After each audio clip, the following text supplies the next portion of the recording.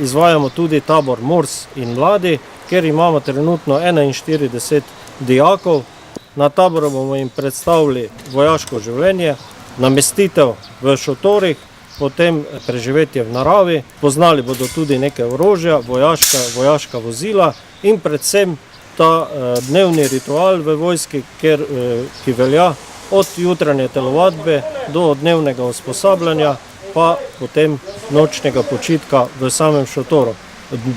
Dan začnemo z dvigom zastave in ga končamo z spustom zastave, tako da dobijo tudi občutek pripadnosti slovenski vojski. Za tabor Mors in mladi sem se odločila zato, ker je to neka nova izkušnja, zato ker nikoli ne smeš v življenju reči neke stvari ne.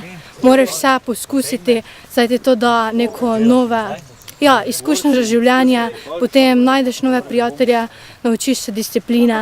Na tabor sem prišel, ker me predvsem zanima vojaško življenje, disciplina, enako smo posamezniki.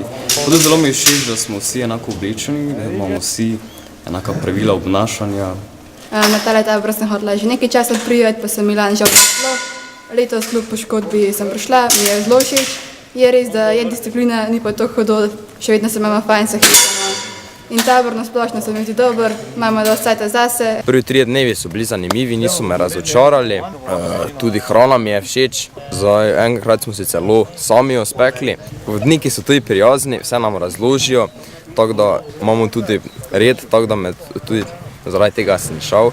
Nič ni preveč hudo, ampak najhujše je jutranje telovadbo, jaz rad tekam osebno. Ta prvi dan smo se učili korakati.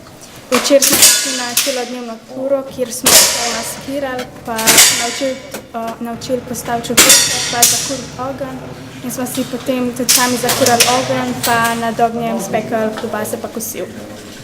Dijaki so izredno motivirani za delo, zelo so zadovoljni, všeč jim je vojaška hrana in ta vojaška disciplina, ki pa je seveda prilagojena njim kot udeležencem na tabore.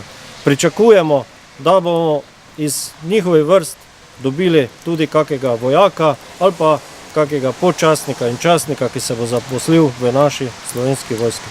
Tabor Mors in mladi zakon.